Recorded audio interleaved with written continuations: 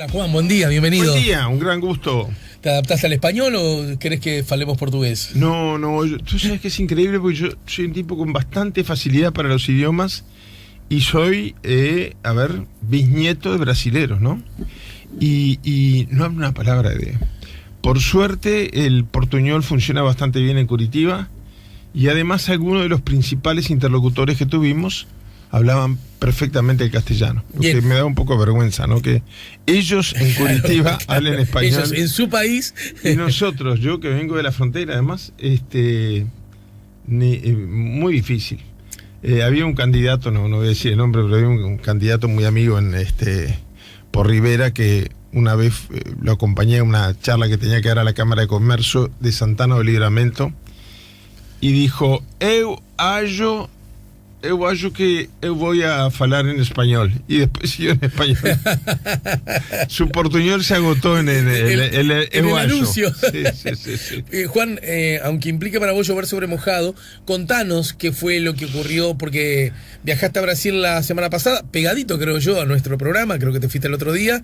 Bueno, ¿sabés qué? Además, demostración de lo distraído que soy, no era el otro día, si había que estar 9:10 y el programa fue el 8, me fui al ratito, me enteré de casualidad, me llamaron a decir que me pasaron a buscar para ir al aeropuerto y tuve una hora después del programa para hacer las valijas rápidamente. Bien, fuiste a Brasil el mismo miércoles. Con el objetivo de apoyar, ver, saludar, no sé, contanos, a Lula, en una delegación variopinta, ¿no?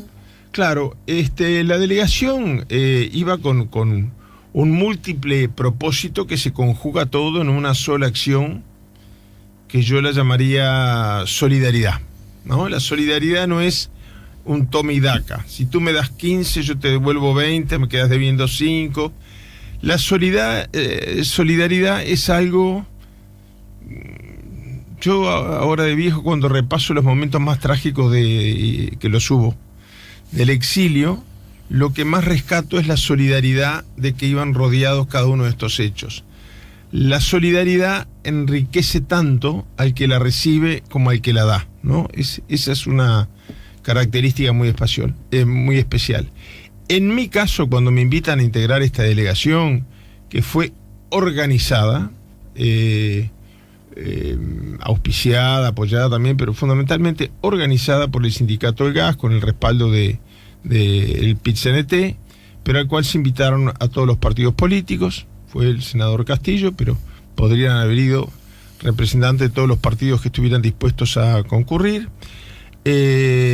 Invitaron al consejo directivo del PIT-CNT, que fue un compañero, Guillermo Barro, y fueron el presidente y el secretario de organización del Sindicato del Gas. Y fueron los más importantes de la delegación, con perdón de todos los demás colegas de delegación. Bueno, me invitaron a mí, fui con todo gusto. Fueron Lavernoy Carrero, que además le dieron alma a la expresión, ¿no? No era tanto cuánta gente le integraba, sino qué es lo que queríamos transmitir. Y yo creo que ese toque de cariño del corazón uruguayo está aquí presente, se lo dieron con creces, ¿no? Con creces. Para mí fue una experiencia maravillosa, Alejandro. Se mezclaban varias cosas. Acá, ¿por qué el Sindicato del Gas? Primer cosa, bueno, porque durante el gobierno de Lula hubo convenios gasíferos entre Uruguay y Brasil. El año pasado recordarás que hubo una huelga de hambre, hubo movilizaciones gremiales, etcétera, que llegaron a un acuerdo de statu quo, pero que este año Petrobras está incumpliendo y ya ha anunciado congelamiento unilateral de salarios sin negociación, ni tripartita ni bipartita. Ha violado los convenios que había llegado con los trabajadores bipartitos, o sea, convenios bilaterales con los trabajadores. No quiere ingresar al esquema de negociación tripartita con presencia del ministerio y las autoridades oficiales. Y sigue echando gente y la amenaza es irse. Cuando digo amenaza me refiero a la carta que tiene en la manga y que saca cada tanto es irse. E incluso ha insinuado la posibilidad de, por supuesto incumplimiento de alguno de los tratados originales firmados entre el Petrobras estatal y el gobierno uruguayo, en época del gobierno de Lula, un juicio al Uruguay por $100 millones, que para Uruguay es muchísima plata. Uh-huh. Yo creo que acá hay un tema que hay que hilar muy fino, ¿no? Brasil puede privatizar lo que se le dé la gana y no es incumbencia nuestra, ¿no? Después cada uno juzgará, de acuerdo a su opinión, si una privatización estuvo bien, estuvo mal. Pero cuando una empresa del Estado brasilero suscribe un convenio con el Estado uruguayo y la empresa luego se privatiza, queda una situación muy compleja. La compañía del gas acá está en esa especie de PPP, de participación pública-privada no buscada. El convenio fue con una empresa del Estado de Brasil, que luego Brasil de alguna manera privatizó. Eso hace, y voy a citar a alguien de una de las entrevistas, al arzobispo de Curitiba, nos decía, claro, para una empresa estatal el gas es un servicio básico, esencial. Por lo tanto, los destinatarios son usuarios. Para una empresa privada, los usuarios son clientes. Uh-huh. A mí me gustó la frase, ¿no? Porque marca una diferencia muy grande. La compañía de gas ya ha perdido el 6% de sus clientes, entre comillas, y, bueno, está en riesgo su supervivencia en este momento. Entonces, era una manera de denunciar que está pasando esto, que es consecuencia, entre otras cosas, del cambio de política de Brasil de Lula a Temer.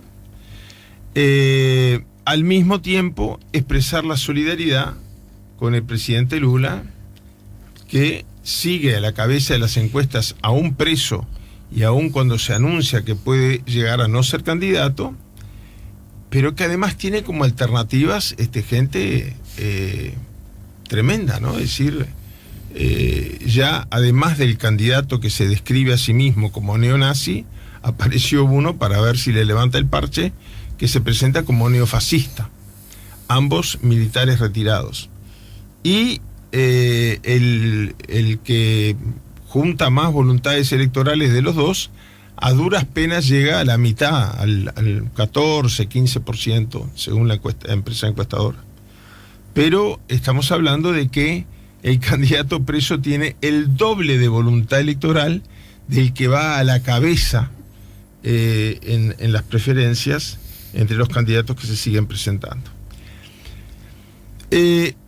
Yo no te sé decir no le sé decir a los oyentes y a las oyentes qué va a pasar. Una cosa es escuchar hablar de cantidad de gente, de qué cosas hacen, y otra cosa es convivir con eso durante 48 horas. Nosotros incluso, aunque teníamos otras opciones que nos ofrecieron con mucho cariño, cariño es la palabra adecuada de cómo nos recibieron.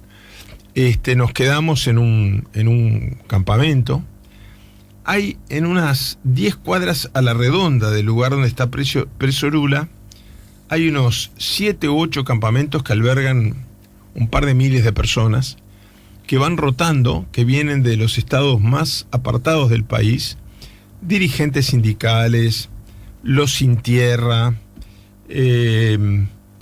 Había una delegación de médicos, si no eran solamente sindicalistas, habían grupos profesionales también, por ejemplo, que coincidieron con nuestra visita, cada uno con la bandera de su estado, o de su agremiación, o de su agrupación política.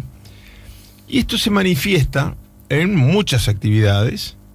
Nosotros fuimos parte de algunas de ellas, es decir, hubo una serenata ahí, una guitarreada en frente a la ventana donde está Lula, donde actuaron Lavernois y Carrero ante una presencia muy numerosa de público brasilero. Pero después hay un rito que a mí, yo nunca lo había visto, Pero ¿no? quiero entender eso. ¿El público fue a ver ese acontecimiento, incluido ese mini recital de apoyo, o es que la gente está ahí en Las el marco las dos cosas. de la prisión de Lula? Enfrente al departamento de policía, porque él está en ese departamento de policía que es más grande y más impresionante aún que una cárcel, no es que está en una comisaría, ¿no? Es la jefatura de policía del estado de Paraná, es decir, Curitiba tiene todo un centro cívico donde aloja las oficinas públicas centrales, y Brasil es un estado federado. Entonces es un edificio muy, muy, muy grande. Yo pensé que iba a haber algo parecido a la jefatura de policía de Montevideo. No. Es un edificio muy grande que tiene en cierto modo un aspecto de penal, pero más moderno, más. Y enfrente hay un terreno que fue alquilado, habría una especie de plaza, sería, supongo yo, donde se ha montado una especie de vigilia permanente, ¿no? Ahí se realizan actividades con la única limitación de que la policía, al principio no era así, impuso el criterio de no se pueden utilizar altoparlantes ni nada, ¿no? A veces, todos en algún momento recurrimos, siguiendo el ejemplo de los hermanos brasileros, al megáfono, que no está claro si está permitido o no, pero bueno, nadie dice nada. Pero no se puede poner una instalación. Al principio parece que sí había unos parlantes. Ajá. Curitiba es una ciudad especialmente conservadora, muy probablemente una de las tantas razones por las que puede estar ahí es esa, pero el público no es solo de Curitiba, sino de todas partes de Brasil. En el caso de la guitarreada estaba anunciada, propagandeada, repartida en los programas donde se destacan las actividades más importantes de la semana, pero también había mucha gente que estaba allí porque había ido, porque es una vigilia permanente. Ese terreno que está enfrente a la cárcel donde está Lula está siempre lleno de gente. Hay una carpa donde se hacen mesas redondas, conferencias, vienen desde líderes políticos a sindicales y profesores académicos que dan charlas, siempre hay actividad. Ellos lo hicieron del lado de afuera de esta carpa, pero ese es un lugar muy, muy espacioso, donde cabe mucha gente. No es grande comparado con estos otros campamentos donde la gente se aloja literalmente. Donde hay desde campamentos que son como pedazos, como podría ser, por ejemplo, el Parque Charrúa o el Parque Valle, o no digo el Parque Roosevelt, pero parques internos de la ciudad, suponete el Parque Valle, ¿no? Que la gente dijera, bueno, acá acampamos. Uh-huh. Y ahí se arman, bueno, las ollas para dar de comer a todo el mundo, cada uno lleva su carpa, a veces hay algunas carpas que son permanentes, etcétera. Y después hay lo que se llama la Casa Lula Libre, que yo no tengo idea de cuánta gente puede caber, pero muchísima, con dormitorios muy grandes, muy sencilla. Nosotros nos quedamos ahí, pero que era... ¿Esa casa está construida dentro del parque, digamos? No, esa casa está a 2 cuadras. Ajá, ok. Esa casa está a 2 cuadras. Es una casa que ya estaba... Sí, entiendo. La habrá alquilado el PT, yo sí, sé, sí. No sé. Se llama Casa Lula Libre. Y ahí, ¿Vos te hospedaste ahí, por ejemplo? Todos nosotros nos hospedamos ahí. Era todo muy sencillo, pero muy cómodo y con una atención de todo, gente voluntaria, nadie cobra un centavo ahí, pero gente que le pone una garra y un cariño. A ver, cuando nosotros nos fuimos dejamos una bandera uruguaya de recuerdo y las señoras que estaban a cargo de la cocina, ese es un ejemplo del clima, cómo era la convivencia ahí. Tuvimos un par de días, 3 noches estuvimos.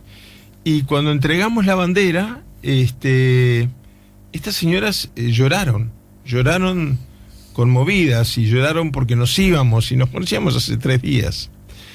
Y después hay, desde cada uno de estos campamentos, desde la Casa Lula Libre y desde distintos lugares de la ciudad, porque también hay curitibenses que participan de estas actividades, hay 3 manifestaciones que van desde cada uno de estos campamentos y casas, etcétera, a este lugar central de vigilia permanente, a las 9:30 de la mañana, a las 3 de la tarde y cuando cae el sol. En esas 3 ocasiones se congrega más gente que la habitual y el saludo desde afuera es de mañana. Bom dia, presidente Lula. Bom dia, presidente Lula. Bueno, después boa tarde y después boa noite. Pero tantas veces se repite la frase como días que lleva preso. Es muy impresionante de ver, ¿no? Uh-huh. Y yo me pongo en el lugar de alguien que esté detenido, como estoy yo, estoy seguro que lo está él, de su inocencia. Yo a ver, lo que estoy tratando de transmitir es que es algo más que una movilización. Hay una dosis de emotividad que trasciende la adhesión política. La gente va con entusiasmo, va con garra, va con alegría. Yo no quisiera ser antipático, ¿no? Pero es otra cosa distinta que el tipo de manifestación que uno ve en Argentina, por ejemplo, que es un país muy movilizable. Brasil no es un país muy movilizable, y donde uno siempre que ve una manifestación en Argentina está medio pendiente de si no se desborda y no se desmana y no se va a la violencia. Allí, incluso frente a la jefatura de policía, ni siquiera ponen una custodia especial donde está el campamento ni nada, porque es todo muy ordenado, muy respetuoso, y lo que se siente es la presencia de un puñado de gente que quiere a su presidente, que le parece injusto que esté preso y que quiere que vuelva a ser presidente. Y esto se siente en varios sectores de la sociedad. Ayúdame a hacer memoria. Hace 4 meses que está preso, ¿no? Es de abril. El arranque de abril, creo, 4 meses, ¿no? Y algo, sí. Sí. Sí, es mucho tiempo, lo que hace más largo los buen día, presidente Lula. Es que bueno, claro, pero es que hice el cálculo mental a propósito claro, de lo que dijiste, claro. Pero yo dije, la pucha, porque si me preguntás así desprevenido, me da la sensación que ocurrió hace unas pocas semanas. Ya hace 4 meses, 4 por 4, 16. Estamos hablando, hay meses que tienen más 5 semanas, estamos hablando de 20 semanas ya. Sí. Y cada día que pasa de más es un día menos antes de las elecciones. Elecciones que, si se dan en el marco que están planteadas, pueden tener toda la legitimidad jurídico-institucional, pero no legitimidad política. Una elección con el candidato ganador preso es una elección que deja chueco institucionalmente al Brasil. Yo no sé, yo fui invitado, me excusé, porque no está bien ir de neutral a una cosa donde uno tiene partido tomado, y yo ya lo tengo, si no hubiera ido en esta delegación. Pero yo me pregunto, conozco mucho al subjefe de misión, un compatriota, funcionario de la OEA, primer nivel. El sistema de control electoral de la OEA es muy bueno, Pero yo digo, ¿cómo van a hacer? Me pregunto. Yo me he cuidado mucho, porque soy muy amigo de alguna de la gente que va en la delegación, de no preguntar, ¿no? Pero ¿cómo van a hacer para evaluar esa dimensión? Si no hay fraude en el conteo de los votos, en el manipuleo de las maquinarias, en el impedimento de que la gente vote libremente, si no hay compra de votos, etcétera. Pero es un poco el fenómeno que se dio acá en el año 85 de elecciones con proscritos. A veces cuando terminaba todo, yo me quedaba sentado mirando, no quiero sonar demasiado emotivo, pero me pasó.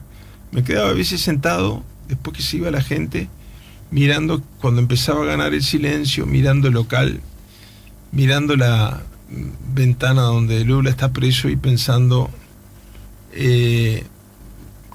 es una sensación parecida a la que yo sentía cuando ocurría lo mismo en Trinidad. Se alejaba un poco todo el mundo y yo me quedaba viendo el cuartel y decía, ¿cómo esos muros pueden impedir que alguien, que la gente quiere que sea presidente, no lo deje?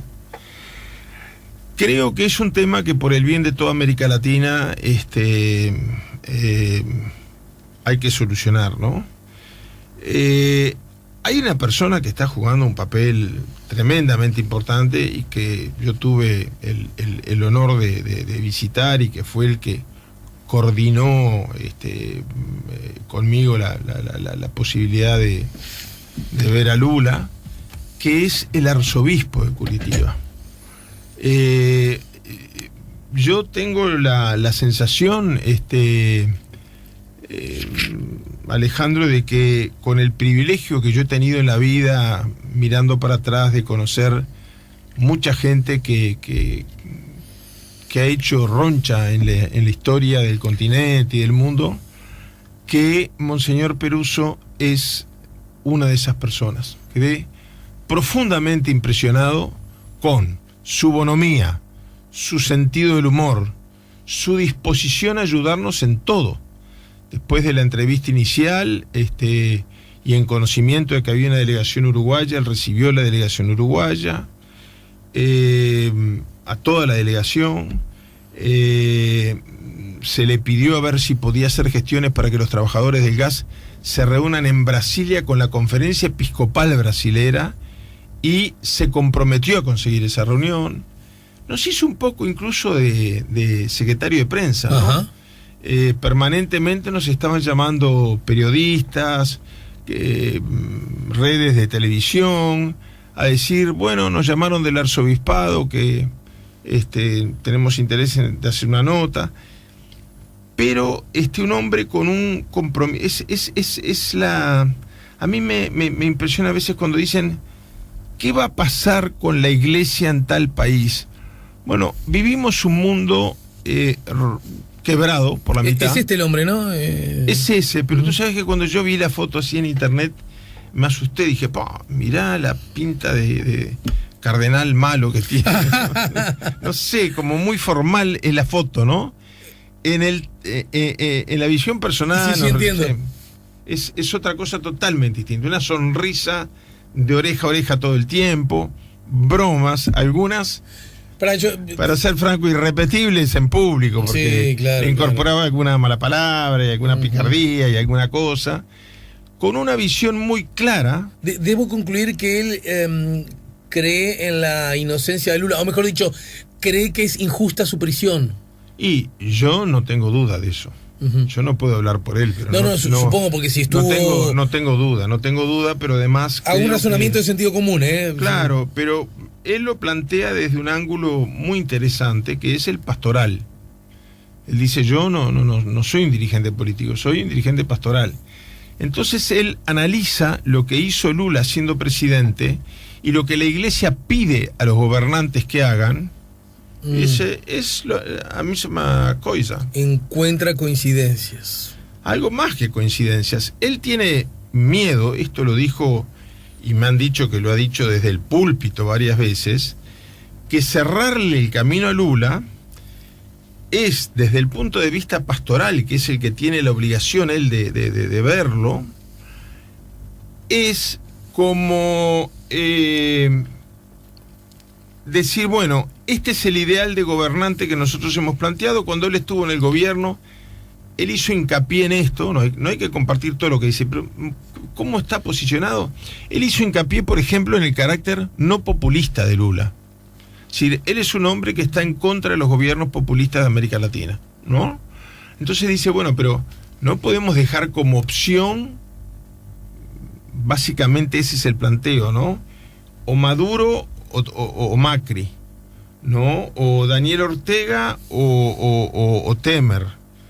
Cuando aparece alguien que dentro de la Constitución y la ley saca decenas de millones de trabajadores de la situación de extrema pobreza a la clase media, que redistribuye el ingreso, que mejora las condiciones de vida de los pobres, que apuesta a la educación, La reforma educativa en Brasil ha sido algo impresionante. Sí. La baja de los índices de analfabetismo, de mortalidad infantil. Entonces dice, cuando aparece alguien así, lo metemos preso y dice, no, tienen que elegir entre los extremos, entre un país quebrado por la mitad y polarizado. Yo tengo la sensación, no surge de las conversaciones con él, que fue más de una, no surge que así sea, pero yo digo, la iglesia debe estar partida también, ¿no? Yo cuando vi la foto de él pensé, ¿de qué lado será? Después me parece que acá desde el Uruguay alguien nos dio una manito en el contacto con él, ¿no? Porque él tenía todo el tema muy clarito, incluso quién era cada uno de Juan, nosotros. Estamos en el final de nuestra charla semanal. Creo recordar que vos dijiste acá, me parece que en otros lados también, pero acá creo que dijiste que iban con la idea de a ver si nos dejan ver a Lula, ¿no? Y bueno, la respuesta oficial de la policía, a pesar de que Lula concedió la entrevista, fue que no. Pero siempre hecha la ley, hecha la trampa. Yo no quiero ser más explícito de lo necesario para que se entienda. El arzobispo se arregló para que alguno pudiera ver a Lula. Uh-huh. Y llevar la documentación que llevaban todos. Y a ver cómo lo puedo rematar. Yo quedé profundamente emocionado de uno de los momentos que no podré olvidar en mi vida. No sé si está todo más o menos claro. Pero el arzobispo se encargó de que sí hubiera un contacto directo con él, aunque toda la delegación no fue autorizada. ¿Lula recordó a esa persona que decenas de años atrás había visto, en caso que existiera esa persona? Sí, o dice que sí. Pero bueno, esa persona fue con una foto de 40 años atrás. Ajá. Fue muy, muy, muy impresionante todo. Yo guardo de estos 2 días en Brasil, a ver, incluso, Alejandro, con toda franqueza, no haber aceptado que se haya tenido la deferencia de querernos llevar, por ser una delegación que venía desde el Uruguay, a otro lugar que a donde van los peregrinos, porque esos son que van a ver a Lula y dormir en esas cuchetas de tabla de obra, y comer, bueno, algún kilito, yo creo que gané, en esos 3 días, de haber comido el feijão preto que se preparaba uh-huh. para todo el mundo, comer con los trabajadores que estaban acampando en los distintos lugares. Fuimos algunas veces en la Casa Lula Libre y algunas veces íbamos también a los campamentos, ¿no? Haber podido tener esa posibilidad de que, aunque a la delegación no se le permitió verlo, bueno, que alguien pudiera verlo en nombre de toda la delegación y entregarle la documentación, escuchar sus reacciones. Fue una experiencia maravillosa. Creo que además el Uruguay debía de marcar presencia en esas movilizaciones y la marcó con creces. Y la Iglesia Católica, vamos a decirlo con todas las letras, se ocupó de que todo el Brasil se enterara de que fue así. Bien. Acá, las radios, te incluyo, y otros colegas tuyos, le dieron una enorme difusión. A mí me llama la atención cómo un choque en los accesos de Montevideo puede llevar 45 minutos de televisión, y de la visita esta a Lula y del campamento y de la solidaridad y la delegación y las entrevistas que se lograron a nivel, no solamente, yo cité al arzobispo porque me impresionó mucho su figura. Es muy raro ver a alguien un par de veces en una visita tan corta y tener la sensación de que uno volvió conociendo a alguien que pasa a ser un referente. Pero, en la vida. ¿entendés? Estabas diciendo eso, que la cobertura ha sido no existió. Pobre. En la televisión no existió. Bien. No estuvo en la agenda de las noticias televisivas. Bueno, por hoy, gracias Juan, veníamos con muchas ganas de escucharte cómo te había ido en ese viaje, y nos reencontramos de aquí a una semana, como siempre, ¿sí? el miércoles que viene. Juan Raúl Ferreira nos ayudó a poner la mañana en camino. Ya volvemos con La Mañana en Camino.